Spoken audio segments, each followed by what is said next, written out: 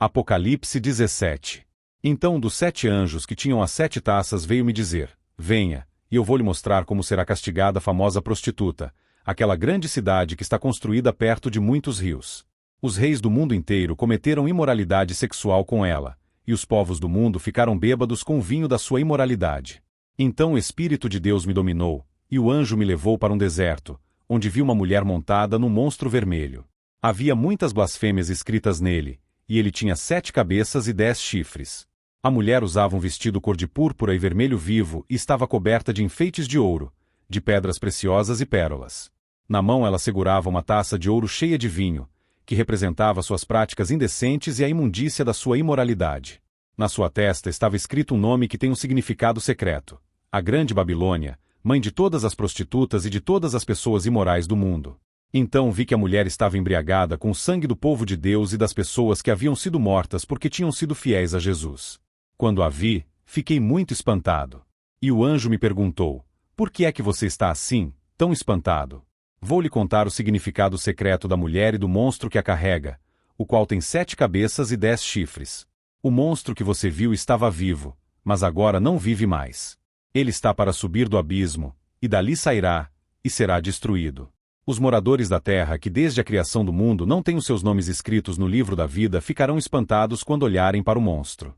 Ele estava vivo, agora não vive mais, porém tornará a aparecer. Isto exige sabedoria e entendimento. As 7 cabeças são 7 montes onde a mulher está sentada. Elas também são 7 reis. 5 já morreram, um está governando, e o outro ainda não apareceu. E, quando aparecer, precisará governar por pouco tempo. E o monstro que já esteve vivo, mas que agora não vive mais, é o 8º rei, que faz parte dos primeiros 7 e que vai ser destruído. Os 10 chifres que você viu são 10 reis que ainda não começaram a governar, mas vão receber autoridade para reinar com o monstro durante 1 hora. Esses 10 estão todos de acordo entre si e dão ao monstro o poder e a autoridade que possuem. Eles lutarão contra o Cordeiro, e ele os vencerá porque é o Senhor dos senhores e o Rei dos reis. E com ele vencerão os seus seguidores, aqueles que são chamados e fiéis. Então o anjo também me disse: as águas que você viu, onde a prostituta está sentada, são nações, povos, raças e línguas.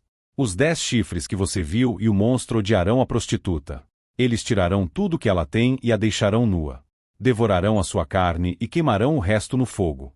Os 10 reis farão isso porque Deus colocou no coração deles o desejo de fazerem o que ele quer.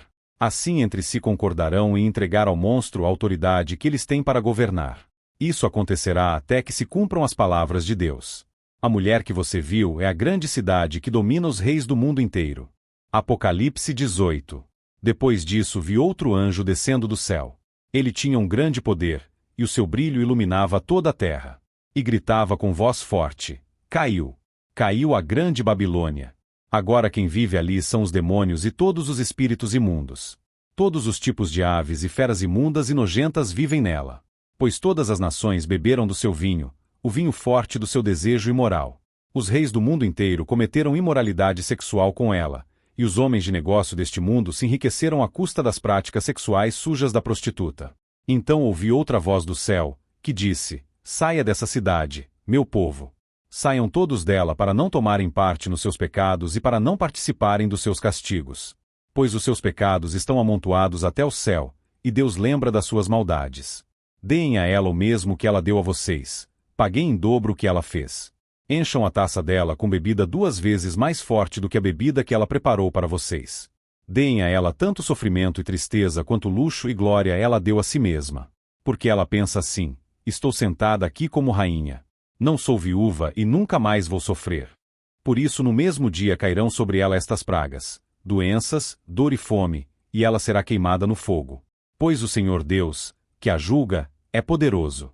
Os reis do mundo inteiro que tomaram parte na imoralidade e na corrupção dela vão gritar e chorar quando virem a fumaça do seu incêndio. Eles ficam de longe porque têm medo de tomar parte no castigo que ela vai sofrer e dizem: ai de você! Ai de você, Babilônia, grande e poderosa cidade! Em apenas 1 hora você já foi castigada. Os comerciantes do mundo inteiro também gritam e se lamentam por causa dela porque ninguém mais compra os produtos deles. Ninguém compra o seu ouro, prata, pedras preciosas e pérolas, nem o seu linho finíssimo, a sua púrpura, a sua seda e a sua lã vermelha. nem qualquer espécie de madeira rara ou qualquer tipo de objetos feitos de marfim e de madeira cara, de bronze, ferro e mármore, nem canela, cardamomo, incenso, mirra ou perfumes. Ninguém compra o seu vinho, azeite, farinha de trigo e trigo em grão, nem gado e ovelhas, cavalos e carruagens, nem escravos ou outros seres humanos. Os comerciantes dizem à cidade: acabaram todas aquelas coisas boas que você tanto desejava, e você perdeu para sempre toda a riqueza e toda a fama que possuía e não as encontrará mais. E os comerciantes, que se tornaram ricos negociando naquela cidade, ficarão de longe, com medo de serem castigados junto com ela. Eles vão gritar e lamentar assim: ai da grande cidade! Ai da cidade que estava vestida de linho finíssimo, de púrpura e de lã vermelha e que se enfeitava com joias de ouro, com pedras preciosas e com pérolas. Em somente uma hora ela perdeu toda a sua riqueza. Todos os capitães de navios e todos os passageiros, marinheiros e outros que ganham a vida no mar ficaram de longe. Então, vendo a fumaça do incêndio da cidade, gritaram: nunca houve uma cidade igual a esta grande cidade. Em sinal de tristeza, eles jogaram pó sobre a cabeça, choraram e gritaram assim: ai da grande cidade! Ai da cidade onde, à custa da sua grande riqueza, se enriqueceram todos os que tinham navios no mar. E em apenas uma hora ela perdeu tudo. Alegrem-se, ó céus, por causa da destruição dessa cidade. Alegrem-se, povo de Deus, apóstolos e profetas. Pois Deus a condenou pelo que ela fez a vocês.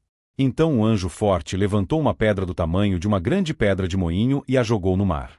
E disse: é assim que a grande cidade de Babilônia será jogada fora com violência e nunca mais será vista.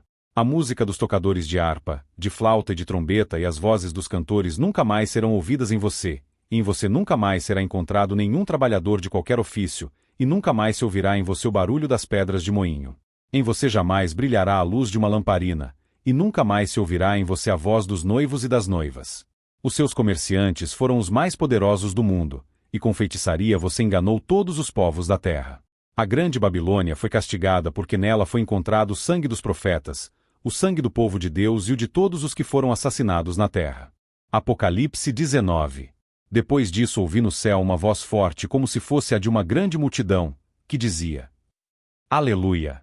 A salvação, a glória e o poder pertencem ao nosso Deus. Os seus julgamentos são verdadeiros e justos. Ele condenou a famosa prostituta que corrompia a terra com a sua imoralidade. Deus a castigou porque ela havia matado os servos dele. E a multidão disse outra vez: Aleluia! A fumaça do incêndio da grande cidade sobe para todo sempre. Então os 24 líderes e os 4 seres vivos caíram de joelhos e adoraram a Deus, que estava sentado no trono, e disseram: Amém.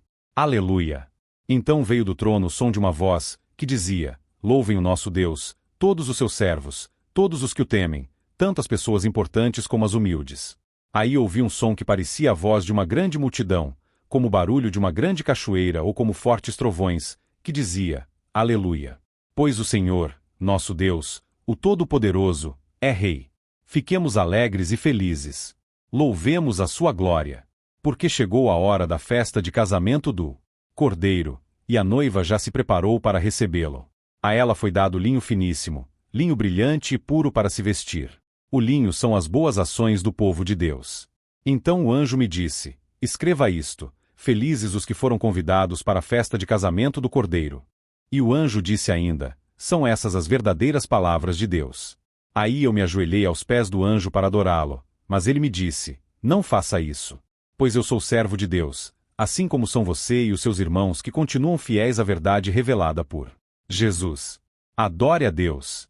Pois a verdade revelada por Jesus é a mensagem que o Espírito entrega aos profetas. Em seguida vi o céu aberto, e apareceu um cavalo branco. O seu cavaleiro se chama Fiel e Verdadeiro. Ele julga e combate com justiça. Os seus olhos eram como chamas de fogo, e ele tinha muitas coroas na cabeça. Havia escrito nele um nome que ninguém conhece, a não ser ele mesmo. A sua capa estava encharcada de sangue. Ele se chama a Palavra de Deus. Os exércitos do céu o seguiam, montados em cavalos brancos e vestidos de linho branco e puro. Da sua boca saía uma espada afiada, com a qual ele vencerá as nações. Ele as governará com uma barra de ferro e pisará as uvas no tanque do furor da ira do Deus Todo-Poderoso. Na capa e na perna dele estava escrito este nome: Rei dos Reis e Senhor dos Senhores. Então vi um anjo que estava de pé sobre o sol. Ele gritou com voz forte, dizendo o seguinte para todas as aves que estavam voando bem alto: venham e se ajuntem para o grande banquete de Deus.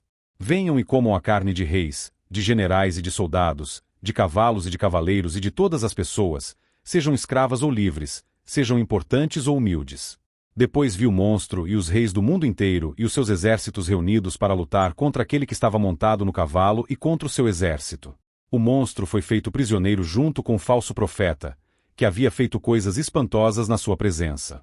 Com aquelas coisas ele havia enganado os que tinham o sinal do monstro e os que haviam adorado a imagem do monstro. O monstro e o falso profeta foram jogados vivos no lago de fogo que queima com enxofre. Os seus exércitos foram mortos pela espada que saía da boca daquele que estava montado no cavalo branco. E todas as aves comeram da carne deles até não quererem mais.